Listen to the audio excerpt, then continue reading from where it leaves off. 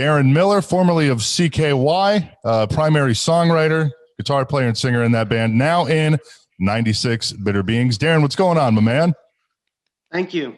I'm doing well under the circumstances, and I always say that. I mean, the pandemic is driving us all crazy. There's certain days better than others. Sometimes, as probably all of us, we find ourselves caught in a situation where we feel like we're imprisoned in a stagnant environment where we're not able to move forward in any way. But those days can be pretty crazy. But I mean, trying to keep busy. I play drums, I write songs on guitar, I cook a lot. I try to do as much as I can with the family, and my wife is gone a lot, so she's still working, and they're making a lot of independent films right now. So one of the films that she's working on, you're in, right? Time's Up. It's a slasher film. I don't know if I'm in it or not. I don't know anything about it really. I think maybe, I don't know. I think there was like a campaign fundraiser for it, and I don't know if they used my name because I was never cast as anything. But that's I would have had to go to Maine anyway, and I can't do that with three preteen age kids here. Well, one. Oh, you have 3 kids? Yeah, I do. And they're all preteens? No, well, I got a 15-year-old or 16. I can never get the ages right because they all still seem very young to me. Sure. But Bianca's 16, Lola's 14, I think. No, 13. Okay, Bianca's 15, Lola's 13, and Tommy's 11. Yeah, well, it's interesting because when I was looking up this info about this movie, it said that you were playing yourself, but you were going to be a DJ for like a rock station in the movie. That's not accurate. Oh, wow. That's interesting. In all honesty, I think that they exploited my name to maybe get some people to put money into it. Not like I'm a huge draw for something like that, but I don't know. I really don't know. I mean, Phyllis in Maine right now filming it. I don't know if they want me to do something later in LA because I'm not going to go to Maine. Right. I'm not going to do that. So I can't do that, and I don't want to do that right now. So, yeah, I never really heard anything about it until 2 days ago, and then you mentioning it right now. And then I think I posted something about it months ago, but I never. So nothing ever got off the ground with that? No filming or anything like that with you? I don't think so. Oh. I don't know. I don't know anything about it. I'm not skeeved or angry or anything. Right. I just don't know the details of it. And people have been saying, what's up with this movie? And I should know something, but I don't at all. So whatever. I am really, really interested in getting into acting. I really, really want to do that, but I don't want it to be specifically one genre. I mean, I would love to do horror movies, but I have all these other ideas for I write a lot of short stories. I mean, there's my lyrics, but then I write short stories, and I have these really sick, cool ideas that introduce bizarre, psychotic realms of behavior that people don't usually touch upon, and it's kind of humorous. And I would like to do that and do it on my own, but it's always the funding. Well, and yeah. You've done some stuff with your wife is an actress, and you guys have done some stuff together in the past, right? Couple things. But you kind of want to get into it more on your own and dive into it a little more? I would love to, because I'm not afraid of it anymore. I used to be really afraid of being in front of a camera. I still get stage fright on stage, but I think to look at it, you wouldn't know that I do. So when you don't care about acting, I think you can do a really good job, because you're not thinking, am I doing a good job? Am I embarrassing myself? What are people thinking? There's 12 people staring at me while I'm doing this. I don't care about that anymore. So I'm really confident in that aspect. If you watch all the movies I've done, which they're hard to find, but the first one I did, you could tell I don't know shit about acting. And then as they get more closer to being most recent one, you could tell that I'm like more comfortable with it. So now I would love to work on other people's projects if anybody knows anybody out there. But I would also like to see some of my ideas come to fruition as well. Maybe do a couple shorts or something, because my stories are short. So I could probably do some short story stuff too. Well, you've kind of always been kind of a big horror fan, right? I know you want to branch out from that, but I know you've been a big horror fan. And if I believe when you were first starting CKY, the initial name that you had pitched was I Dismember Mama. Yeah. The 1972 horror film. That's right. I had the big box video cassette from a rental store. And I hated the movie, but I loved the name. And then it was funny because I read an interview with Kevin Shields from My Buddy Valentine, who said they loved the name, but they hated the movie too. So I just thought that band names were just so lame, especially at the beginning of the millennium of 2K, where, you know, you had like Lit and like The Vines and just stuff that didn't really stand out. So I thought maybe having a movie title would be a great name for a band.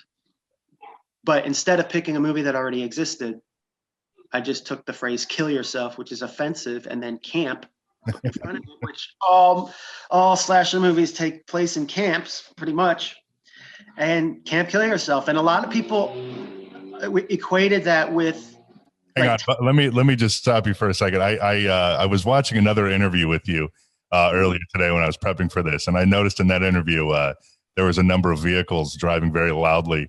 You just heard one? Yes, I've heard a couple so far since we've been doing this. It's so fucking annoying. You know what it is? It's so we have like I live like in a mountainous region over here. There's a bunch of mountains and trails. My house is on the end, and then you go up the mountains, and there's just so many trails, and people come from all over the state, maybe from different states and part of the country, just to ride these trails. Yeah. And they use their motorbikes, and that's what you hear. They do it at all hours of the day, and it drives me nuts. And then there's also a dead end where people in cars do donuts and fucking fly down that road. And yeah, it's a drag, but always a constant noise, huh? Yeah, plus I play drums during the day, so I'm probably the most inconsiderate person in the neighborhood. Yeah, I noticed that happened like right when the other interview started, and I was like, oh my God, this must be a constant thing. Yeah, probably won't be the last time either. But yeah, as far as the camp stuff, going back to the horror movies, I mean, that has kind of, I guess, followed you throughout your whole career with obviously the name CKY, and then your new band 96 Bitter Beings, and your first album Campaign. So it's kind of, you've kind of always associated that with your projects. Yeah, I mean, Campaign was strange because that album was funded by our fans, and it was through a campaign, and it didn't occur to me right away that word works in two different ways: campaign and campaign. I mean, obviously it's kind of a little corny, but it just works too well to ignore it. So sure. I just would consider the first album self-titled, but I mean, it was through a campaign, and it's pretty much just like, a thanks to all the people that contributed. And it's a reminder that we had help from our fans to make it, to record it.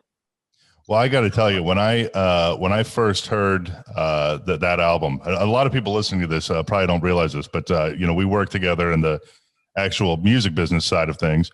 And I think it was Ken in your band he wrote me, and I heard the album, and I seriously, I was just blown away. I mean, it's such a good album. I was listening to it today. I listen to it quite frequently. Thank you. Awesome. What is the status on album number 2? It's very different from the first one. The first one was kind of like, I always say, it was like a Whitman sampler, a candy sampler. It's kind of like each song is a sample of all the things that we want to try in the future. Like Still Unstable is obviously, the the heavier rock side of things, and then Where Were You is kind of like the mellow, My Bloody Valentine shoegazer type style that I'm influenced by, that you can hear with a lot of stuff I've done in the past.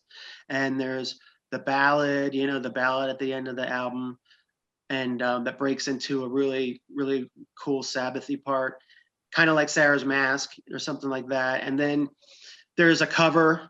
There was we reunited Matty J and Rob Murray Valino, who played drums on a lot of CKY stuff. So they played drums, and Matty J played bass, and it was kind of like a reunion. I played guitar and sang, and so there was that. Like, each song represents a different thing. There's an instrumental that I've always wanted to do. We have instrumentals on Carver City, that like Fisherman's Wharf and stuff. So I did what I always wanted to do, and I took samples from horror movies and other John Waters movies and stuff, and I put it in the on the instrumental song, Cavalcade of Perversion. And I really dig that. I thought that was really cool. Yeah, I like that one a lot. Yeah, it's like I tried to make it like not just a sampler of like what you can expect and what kind of styles you can expect from us in the future. It's not just limited to what we're going to do, but it's also like kind of like a throwback to what a lot of the fans expect, and I wanted them to know that I wasn't going to make any kind of departure from my sound or style. And it's kind of just like, this is what I'm going to be doing. This is what it is. It's the past going into the future and getting better. So is there a tentative like timeline for the second album? Yeah. Tomorrow, actually, I'm going to get in touch, and we're going to start talking about singles and release dates and all that stuff. So yeah, we wanted to wait till the holiday was over and start thinking about, planning how the best and most innovative way. I want to do something innovative in releasing it. I don't want to do the same old shit that bands are doing, because I don't think it works that well. I don't think it works great. So with the record company I'm with, I want to try to convince them into trying some kind of innovative release, some kind of like single or a 7-inch or something like just different from the way they roll albums out now, So we'll see. And not just like with music and stuff, but I'm also like, I like to get creative in the aspect of how do you put yourself out there? How can you do things and get word of mouth? Because word of mouth, regardless of social media, word of mouth is still the strongest way to promote music. So I agree, and I think as far as in terms of bands getting creative and stuff, I do feel like the bright side of this pandemic has been a lot of bands I think have had to really kind of dig deep, and find new ways to go about things. And people seem to be, receptive of that and appreciative of that. Right. Yeah. I mean, I've been doing a lot of podcasts, and me and Matty J do one every Sunday, actually. We call it Smonday because he's in Finland, where it's Monday and it's Sunday for me. So we mix it up and call it Smonday, but we've been doing it every week. So we always find stuff to talk about. He has a lot of funny stories that I don't remember, and I have a lot of funny stories that he doesn't remember. And we toured a lot together, years. So that's a lot of fun too. But I just think that, doing whatever you can. I mean, people have so much other things to think about and worry about. And it's just, I know it's hard, but I think that music, if you are a fan of music, it keeps you alive and it helps. It really does help. It's better than any kind of drug you could take to feel better about stuff. I mean, I've been listening to Anathema. I don't know if it's Anathema, Anathema. I don't know how to pronounce it 25 years later, but I've been listening to them a lot. And I like the new Napalm Death record. I've been listening to that a lot. It's fucking amazing. And it just, when you feel like shit because you're trapped in your house and nothing's open, You know, only thing open is the store and the supermarket down the street. You know, music, movies. That's what I do to pass the time, and it never gets old. So, Are you at least the downtime, being able to spend more time with your kids and your wife and all that? yeah. I mean, I've always been able.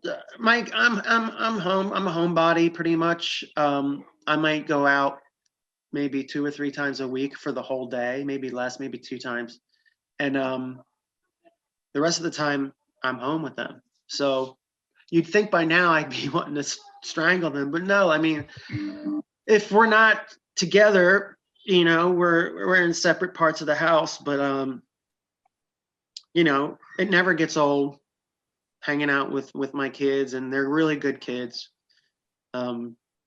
You know, they're doing really good in school. My daughter has a 4.25 grade point average. Oh, wow. My other daughter has a 4.0, and my son has about getting close to a 4.0. So are they going to school like in person, or are they doing virtual online stuff? it's all virtual.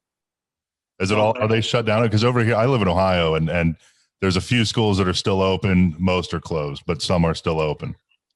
I think California, as far as I know, is the worst. We are still fully closed. Restaurants, movie theaters, Magic Mountain. I'm 5 minutes from Magic Mountain. I always have a year pass, and it's not open.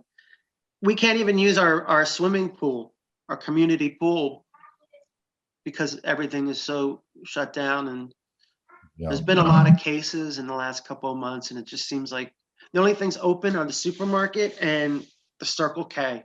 That's, you know, well, it does feel like we're hopefully getting towards the end of this thing. I don't know if we're, all 3/4 of the way there or whatever, but it does feel like we're finally making some sort of progress. I hope so. There's been talk of tours going on later this year, and I think even Live Nation is they are preparing for full capacity shows this summer. That would be fantastic. Oh, I'm worried about like the protocol regarding like the vaccinations. Like, are they going to divide us into, if you take the vaccination, you can go wherever you want, but if you don't, you have to stay home? Because I'm worried that since this vaccination hasn't been through the FDA for the allotted 12 years that it's supposed to, we don't know what kind of effect it's going to have on us in the future. So it's kind of like, take this vaccine and risk what might damage it do to you, but be free, or don't take the vaccine and stay at home and not be able to contribute or participate in public events. So it's like kind of freaking me out. Live Nation's policy as of now, I believe, is that you have to either A, have the vaccine to be admitted, or B, you have to have a negative test. I want to say like within 3 days from the event. But that seems, I get what they're doing, but that seems to me extremely difficult to enforce. Well, does that go for the audience or for the bands, for the artists? For the audience. For the audience. Yeah. I lost you there for a second. Yeah. For the audience. I'm sure they have some sort of, restrictions in place for the bands too, but yeah, that's the policy. Either have the vaccine or a negative test within 3 days, but that seems extremely difficult to police, in my opinion. Mm-hmm. Yeah. I mean, are they going to test you right there and then, or are you going to have to bring a note from a doctor or something? I guess it's going to be some app. Right. Okay. Yeah, where they don't show any of your medical records or anything, but it's just the results of the test or that you were vaccinated. And they're going to find a way. People are going to find a way to duplicate or fake their vaccination. And oh, of course. Yeah, I mean, it's inevitable. Yeah, it's stupid. There's going to be. It's not going to really work. But our drummer got it, and he had no symptoms except couldn't smell or eat, couldn't taste, and that was it. Yeah, that seems to be like the number one symptom. I know quite a few people that have had it that they weren't sick. They just had, you know, a loss of smell and taste. Mm-hmm. Yeah, so it's kind of like weird. Like I know a lot of people that have had it too, and like it varies between how bad it is between people, but it usually, you know, a lot of people say it's not really much worse than the flu. So, I mean, I think it's towards like kids and the elderly. I think it's really bad. So, I mean, my grandmother's 100 and she's sitting in an old folks home. We're not even allowed to see her. You know, we have to wave. Well, I don't go over there, but they have to wave through to her through a window. And her 100th birthday party, she spent alone in her room. And it's just like, I don't even think she understood what was going on. She's like, where is everybody? You know, it just to turn 100 in a old folks home when you have a huge family that wants to celebrate with you and you can't do anything but wave to you from the outside, can't talk or anything. Yeah, but a great grandmother in there. It's actually would it be my great or great great? I don't know. Great whatever. She'll be 101 in February or March. And earlier this year, yeah, they had to do like a parade where you just kind of they took all like the nursing home residents or whatever, and they like sat them outside, and you just would like drive by, you know, drive through the thing and just wave at them, you know. And it's, I mean, it was a nice gesture, I suppose, but they don't know what the hell's going on. yeah, exactly, exactly. So I'm just very anxious for life to get back to normal. You know, you and me both, so we can get back to work. You know, everybody. Yeah, I think everybody does. I mean, a lot of people have been hit hard. A lot of people are moving out of my neighborhood. A lot of people are telling me they're going to move out of the neighborhood. You know, a lot of the kids' friends have left already. And it seems like everybody's going to Texas. And they're leaving California and going to Texas. But I don't know, man. It's such shit. It's such shit. I went into Hollywood and I saw Welcome to Hollywood, the sign, and underneath it was a bunch of trash and people in tents. And it's just like, it's unbelievable the amount of, I forget what they call them, what the slang for is it, but the rows of tents, they're like tent neighborhoods or something like that, or tent cities. What are they called? Well, over here we have like a thing called tent city. Tent cities, tent towns, or tent towns. And in Los Angeles, they're unbelievable. Like it's insane. And it's just, why aren't people doing anything about that? You know? And then you'd have the celebrities that have way too much money that they can spend, telling people, you know, you got to respect other people and you got to be nice to other people and be, you know, the best person you can be while this is happening. While they're in a mansion, being able to do whatever they want with security who doesn't make them deal with anybody they don't want to. And it's just like you have these actors and celebrities and musicians telling us, people that don't have anywhere near as much as they have, how to behave. Yeah. Well, what do you make of you know, I've heard like a lot of bands especially say that when you know, touring comes back, they don't want to be, you know, in the first round of bands that hit the road, and you know, because of I understand that when touring comes back, I think there still will be a ton of people that will be very hesitant to leave their homes. You know, and then people that will do anything to leave their homes. So I know all about that. Those bands that are like, we don't want to be the first to go out there and do it. I volunteer. I will do it. I will do it. Oh, we got to get back out there and make some money. Yeah. Or just, you know, it's not really about money for me. It's the fact that I get to live two lives. I get to be at home and be dad and be a writer and like be by myself and listen to music and then be with the family and do different things. And then when I'm on tour, I get a break from being at home and just have a great time sleeping in the back of a van on top of pillowcases. I sleep in such weird positions. It's bizarre. I'm able to sleep on like boxes and just with my one foot in the air. It's crazy. So I'm much more comfortable touring with these guys than I ever was in a bus with a big budget with the other guys. So I'm actually, that last tour this year, or last year, 2020, was probably the first time I ever had fun throughout an entire tour. Well, what about when you were in CKY and you guys did some shows with Guns N' Roses early on? I mean, that had to be fucking mind blowing. It was mind blowing because of the opportunity, and it was like, whoa, like holy shit.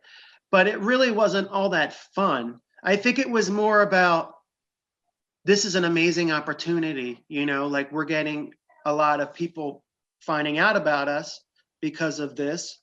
But I wouldn't say it was much fun, because it was very intimidating every night, not being with the, not having to deal with Guns N' Roses, because they were great. It was intimidating being in front of Guns N' Roses audience, who every night is a group of people that haven't seen Axl in years. They don't want to sit and watch some opening band. So yeah, I mean, the heckling and the stuff is just, it was a good lesson in how to ignore heckling. Although I learned, you know, just to say, that's funny, you know, here's our next song. Good one, buddy, that's our next song. But, you know, some of the people in the band didn't take it too well, and it's just, they lost their cool and throwing guitars out into the audience and shit. What was your reaction on the first show that was supposed to happen in Vancouver when it didn't happen? What was, I mean, you had to be like so upset. I mean, here's the opportunity of a lifetime, and you're, what was it, 20, 30 minutes away from it actually happening, and then just, it's gone just like that. Well, we had 2 shows left in California. One was San Diego, and I think one was Anaheim. And we got chosen 3 days before we were supposed to start. So we had to cancel the 2 dates in California and haul ass up to Canada. We waited at customs for hours, going through all the Canadian customs shit, which is great. They should be stopping people and making sure they're letting decent people into their country. That makes sense. But it did take overly long. It was a little unnecessary, as usually it is when going into Canada as a band. But we go through all of that, get to the venue late. We're told, you guys go on in 15 minutes. We're like struggling to find everything, make sure everything's right. We're totally, you know, crazy. And then it's just canceled. And there was a huge riot. They thought our bus was Guns N' Roses bus. They were throwing rocks and shit at it. We had to go inside the venue, into the bottom of the venue, because people were trying to break in through the top floor or the level floor. So we went down into like the basement area. Kurt Loder came down from MTV. He interviewed us about it and never aired it.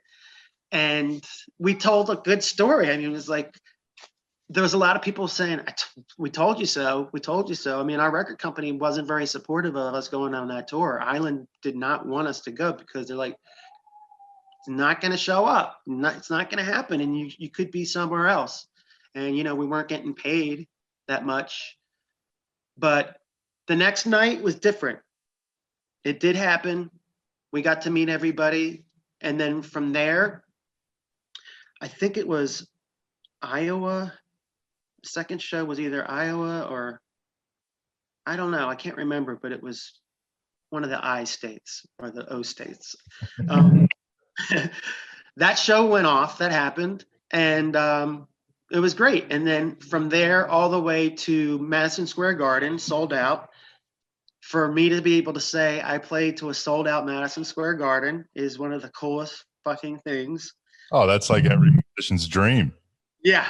And you know, that was pretty much the real, like, holy shit, you know, this place is packed, and it's going to be us, and then it's going to be fucking Guns N' Roses in New York City in Madison Square Garden.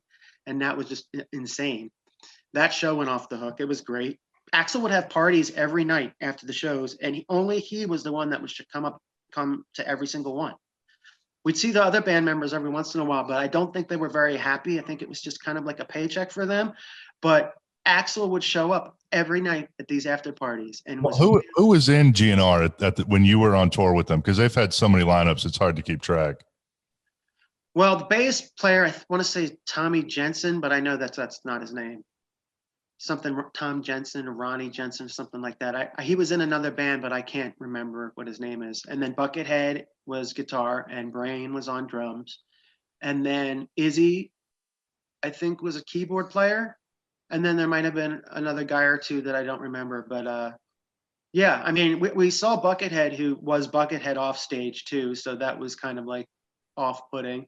But Brain, I am a diehard Buckethead fan. I love Buckethead, and I think I think the whole like mystery is just, it's so interesting. And I think it was maybe like a year or two ago he did like a podcast, and it was like the first time he had ever like really came out and started talking. And it's like, man, this guy is just a super interesting guy. But I mean, I remember, you know, reading stories that I think Ozzy offered him a spot in the band or whatever, but he had to get rid of the gimmick and he wouldn't do it. And props to that guy. I mean, I don't know anybody that would say, fuck you, I'm keeping my gimmick, to Ozzy Osbourne. I mean, that guy. No, there's a lot of passionate, creative people out there that want to be the alpha guy in their group. I mean, Jeff Waters of Annihilator was offered a position in Megadeth and turned it down.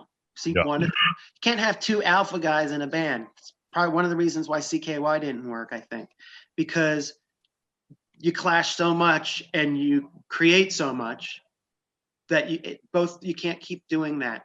Eventually one is going to destroy the other. But yeah, I mean, and Buckethead did not, it's not like he was like, okay, I got to take this bucket off. And I mean, as far as I remember, like meeting him at the after parties, I would like ask him stuff and he would just kind of like grunt, you know, like he didn't take the call. And I was like, okay, I'll just talk to Brain. Hey, what's up? You know, just normal guy, play for Primus, blah, blah, blah. Like, cool. And then there was Axl, who we would talk and laugh about shit. There was a website back in the day called Metal Sludge, and I did an interview, and they were asking, it's a real controversial interview website where they ask you questions and they try to get you in controversial trouble. And they're like, is that Axl's real hair, or do you think it's fake? And I said, it's probably real hair, but it might not be his. And I talked about, you know, his singing and all that stuff. And then the next, after it was posted, he said, yeah, I saw your Metal Sludge interview. And I was like, oh, he's like, yeah, I agree with you. I agree with everything you said. I thought it was cool. And I was just like, cool. And we would laugh and hang out, and I'd be able to invite, they would give us passes. We were allowed to invite any of our friends backstage, which is really cool. And a lot of my friends from different states would come to the shows, and they couldn't believe they were hanging out with Axl Rose. And it was just really easy and really easy going until Philly, when still don't know to this day what happened, but a lot of people say after Madison Square Garden, Axl lost interest in the tour. He just wanted to do the Madison Square Garden thing. I also heard that he was in Philly, but at a bar, because he met some girl. I know that's been debunked. I don't think that's true, but I really don't know what happened. He just did not show up for Philly. And we got to play in our hometown at the First Union Center. I don't know what it's called now. In Philadelphia, we were playing First Union Center. Our hometown sold out, and we headlined. We ended up headlining because they didn't show up. And I called people. I had family and friends in the audience, and I had to call them and say, get the fuck out of here, because these people are going to go nuts when they find out that there's no Guns N' Roses tonight. And sure enough, they destroyed that $1 million soundboard. They were throwing chairs everywhere. People were getting hurt. I got my family and friends out just in time. And that was the end. That was the end of that. Oh my God. Yeah. That had to be, I mean, especially for that to happen in your hometown. I mean, that had to be, I guess, almost like humiliating in a way, like, holy shit, you know? Not for us. I mean, the way I see it is that not only do I have a bunch of great stories and things to laugh about now, I mean, I was laughing while it was happening, but I mean, just the fact that because of Axl Rose, we got to play at a sold out Madison Square Garden. We got to headline our own hometown because he decided not to play to 16,000 people. And I mean, I have these great anecdotes for the rest of my life that very few musicians have, you know, so it's cool. I mean, the Metallica thing, same thing. You know, I mean, I put that a little bit above the Guns N' Roses thing, but the Metallica show was just, it wasn't even something I used to, when I was a kid, I used to know certain things. I knew that I was going to be a musician and that people were going to know who I was. I'd never had any pretensions of like a rock star or being filthy rich or any of that stuff, because most of my favorite bands were not rock stars and were not rich. So I didn't really envy rock stars. But I remember saying it would be nice to meet Kiss and Metallica. That would be really cool. And then it happened when James, you know, Hetfield invited us to play one of 4 San Francisco shows. And because each band member got to pick a band, and James picked us. And for him, my manager came running and she's like, James Hetfield wants to talk to you right now. And I was like, oh my God. And it was like no preparation time. And I go up there and he's like, dude, I just love your fucking riffs, man. It's like they're fucking insane. Like you're really good at what you do. And I was just like, you are saying what I should be saying to you.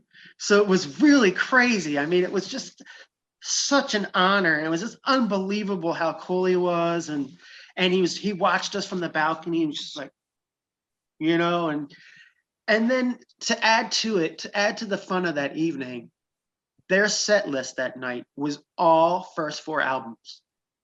And it was a week or 2 before Saint Anger was coming out. So you had to load and reload. And I think they might have played one new Saint Anger song, and then the rest of it were all my favorite Metallica songs. It was just really coincidental. Battery, Fade to Black, Disposable Heroes, you know, Leper Messiah, Ride the Lightning, Fight Fire with Fire. They played all that shit. 4 Horsemen, Whiplash. And it was like, it was just unbelievable.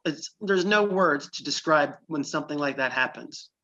Like when your life had come full circle at that point. Yeah, I just think that it made me believe. I didn't get it right then, and I didn't get it until recently, but it just made me believe that manifestation, passion, manifestation, and karma are one thing, and they're so strong. It's an energy, and you can manifest things and get them to happen. It's not like they're going to just fall in your lap. You have to work towards making these things happen. You do have to do your part. But if you manifest something, you'll notice, if you're passionate enough about what you're trying to manifest and what you're trying to get to happen, you'll notice that one thing leads to another. Like when we were looking for a booking agent, Ken sent you the CD, you knew who we were, but Dimitri, who does the European side of what you do, was working with James Murphy when I was working with Murphy, which was another weird thing that happened. I always wished that I could work with James Murphy on something, and I manifested that, and that happened. And then because Dimitri had worked with James Murphy and something had happened there, it just all comes together. And that has happened so many times in my life. And I don't think it's coincidence. I think it's just a manifestation. Is the universe. So yeah, I'm a spiritual person. I am not religious. I am spiritual. And I think at this point in my life, being 44 years old, there's just too many things that have happened that I can't just, you know, dismiss as oh, cool. Yeah, that's cool that happened. It's just too much is going on. So I think the manifestation and passion for things you'll get from the universe. That's what I believe. Well, I want to go back on 2 things that you had said. One, with the whole Philly thing in GNR, did you ever get a chance to talk to Axl after that? No. So you've never seen him or talked to him again since that happened? Never again, never. Wow. He thanked us on Chinese Democracy. Oh, did he? But yeah, but he wasn't in Philadelphia. So they say. Some people say he was, some people say he wasn't. I don't remember if any of the other band members were there or not. I just remember the stage manager saying, you guys better get out of here because they're not here. So I don't know if they never bothered to leave New York or or what happened, but that was the last we heard from him. And it was also the last I heard from James Hetfield. After the Metallica show. Yeah, I tried. I wanted to get his email. I wanted to give him my email and phone number. I thought that was a little bit overstepping. I didn't want to seem like that guy. But there are some opportunities where I do know some people that know Metallica very well. So I'm going to try to manifest that situation again. The other thing I wanted to go back to was you had mentioned about, part of the reason CKY not working was with, two alphas in the band. And, when you guys, I think it was in 2014 when you guys were maybe going to do a reunion, you and Chad. Do you think that it was, do you think it was for the best that it didn't work out in the end? I mean, do you think you guys are both happier doing what you're doing now? Or, is there any part of you that would ever want to go back to that, even if it's just a one-off hometown Philly thing, maybe with Guns N' Roses or something? I mean, if it was something that was so big and unable to turn down, then of course. But 2014, that small section of time where we tried to see if anything had changed or any of us have changed, because I was almost just as much of a part of that disaster as anyone else. So I take my blame for what I did and whatever happened. I mean, it's no secret. I mean, but reconnecting in that week, it was like a week or 2 weeks. It was really weird. It was worse. It was. I don't want to get into the details, and I haven't spoken to anybody since. I mean, so we're talking 2014, talking 6 or 7 years. So I haven't spoken to any of those guys in 6 or 7 years. It feels like a lot longer, but no, without confirming the details and how insane it was, I realized that it was over, and I had to say, I'm sorry, but this isn't going to happen. It's not happening. And I would never, first of all, to reunite at this stage would be such a slap in the face to the guys I'm working with now. They've invested 6 years into working with me. They're amazing musicians. We've created a lot of great music and are going to continue to create good music. The idea of me doing a Kiss kind of thing, and Gene and Paul telling Eric Singer and Bruce Kulick, sorry, we're leaving to get back with Ace and Peter, is just something the fans wanted, but it's just it's a money thing, and I wouldn't do it for money. So no, at this point, no. Now watch, something will happen. Yeah, you never say never, but no, because I don't think that anything new would come out of it. I think that it would just be compromised. It would be what I want to do, compromised by someone meddling in it. When usually, we used to be good at working together and compromising, but towards the end, it wasn't good. And I'm working with such great musicians. Tim, Ken, and Sean are just so good at what they do that they play on the albums, they play on the songs. It wasn't like that before.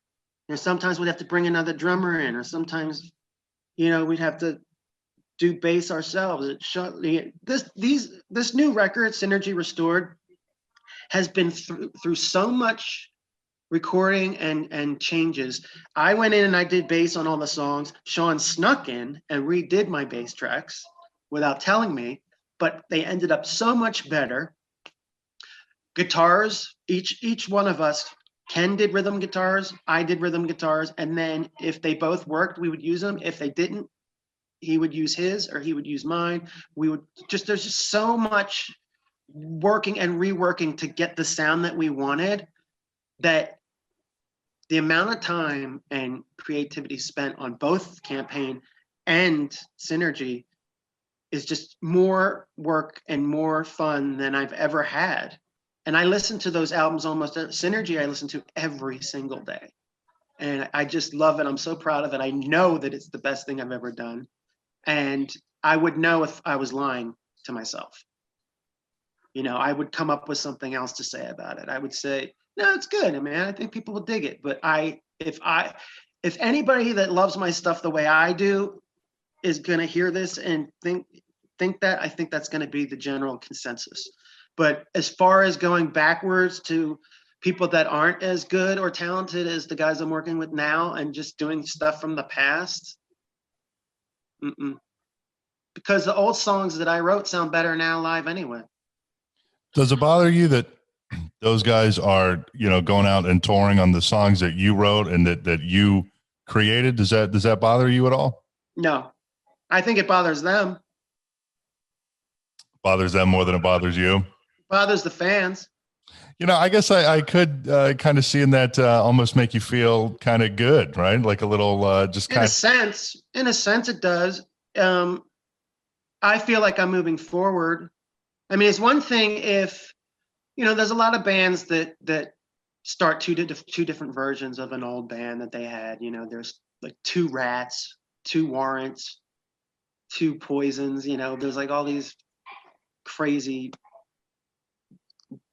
feuds within bands, and they go out and they do their own version of that band. But the thing is that I wrote every single CKY song except for one, which I only wrote half of. So I was involved in every single CKY song.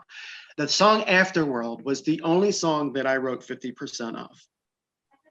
Everything else is 99.8 to 100%.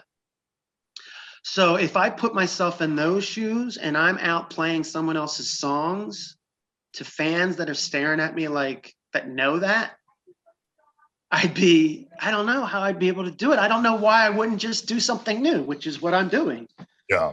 And I still play those old songs and they sound better than they ever have because my band knows how to play them. Well, I remember when I've only seen 96 Bitter Beings one time, but when you guys played, I mean, you guys played for such a long time. I think it was like a 90-minute set or something. And it seriously was so good. And it was, it was a small club, but it was packed. And I actually, if I recall, I think that the show that I went to in Akron, Ohio was one of the best shows on the tour. I think it was very close to sellout, and it was a really great show. Yeah. And, I told the guys, it was a learning experience. I said before we went on tour, I was like, look, expect this to be grueling, expect some turnouts to be disappointing. I wanted to get them prepared for not just expecting success, just because of what we were doing. I wanted them to expect the failure and to not be humiliated and not let it get them down and make them think that eventually this is going to change. I view this as completely starting over, but with the fortunate circumstance of having a catalog of old songs that these guys can really nail. I mean, they know every song. We could make a different set list every night, and back in the old days, our set list used to be made up of songs that only they could play. I mean, we're on an Answer Can Be Found tour playing one song from the Answer Can Be Found. I mean, that doesn't make any sense because that album is so technically difficult to play. Then it was really disappointing because I wanted to do, All Power to Slaves and a lot of the songs off there. And, I wanted to do As the Tables Turn. I wanted to do The Way You Lived. I wanted to do a lot. We were on the tour for that album. We were supposed to be playing songs from that album, and we weren't. And there was always different excuses. We don't have, whatever. But the truth is that we couldn't play them as a band. Now we can. Well, that's great. Well, Deron, what's next? I know we got the new record coming out. Anything else going on in the world of Deron Miller? I'm writing the next record already. I already have a couple songs. Totally. As in you're writing the third album. The third album. Yeah. Trying to get the second one out and writing the third one already. And the third one is different in so many ways. Campaign is like the sampler. That's our first record. Synergy Restored is like a focused rock record. I would compare it to Infiltrate, but more modern, more better written, more mature writing, a lot more fun. Same subject matters. I'm still writing about horror. I'm still writing about weird circumstances that could happen to people and stuff like that. Nothing has changed there except it's gotten a lot better musically. And the next record, I'm hearing more of a direct, like a more progressive, but having the vocals not go off so much and being hooky in the choruses, not having verse chorus, like just stepping out, but not like taking a total left turn, you know. And I want to start doing merchandise. I want to start printing up some vinyl. I know that a lot of people are always asking, where's that merchandise? So I want to get, I'm talking to the merchandising company, and I think it's JSR. And I'm going to start making merch. I want to make some kind of strange things. I know that Kiss has the head on that, you know. They make condoms and all kinds of different shit. But Coffins, caskets, cool. Everything, yeah. Yeah, but I mean, it would be cool to have like 96 Bitter Beings cereal or something, or 96 Bitter Beings, you know, like, I don't know, just something. But yeah, I mean, I'm sure we'll end up doing like new t-shirts. I got a couple really good artists, Michael Bernard, Travis Smith, working with them, and they're coming up with great designs for the album cover. Then there's a third guy that I'm going to start working with that also we would like to use his art as well, but not just for album covers and back covers and stuff, but also for shirts and merchandise, because a lot of shirts, rock band shirts, are just like, I'm just tired of the skulls, and I'm tired of like the bats and I want to make some different art with like different styles, like maybe a portrait, but it's like fucked up a little bit. Like one of my favorite pieces of CKY art was the comic book poster and the comic book t-shirt. I thought that was unique. For our Australian tour, we had a shirt that was like comic book versions because we were supposed to release a comic book, but it didn't happen. But I want to go back to that. I don't want to do like normal t-shirt, the generic overdone stuff. Yeah, I mean, yeah, like a skull with a cowboy hat on, or you know, like just shit you see, like a skeleton riding a dead horse, like, or you know, like, I don't know, just stuff. I want to break new ground. I have a chance to start over, and we're catching on. We get new people every day. Streams are good, sales are good. I'm always shipping shit out, always, and it's getting bigger. And you know, it's just the start of something new, and we're manifesting it. We all want it. Nobody is unhappy, and we're going for it. And the new record, I think, is going to do that more than the first. The first album was very, very successful beyond my expectations. I really expected no one to really know, to find out about it, and I was wrong. So that was well, good. like I said, I seriously love the first record. Very excited for the second record. You know, hopefully we can make some touring happen. Yes, later this year. But Deron, I appreciate you coming on. Thank you for taking the time to do this. Thanks for having me.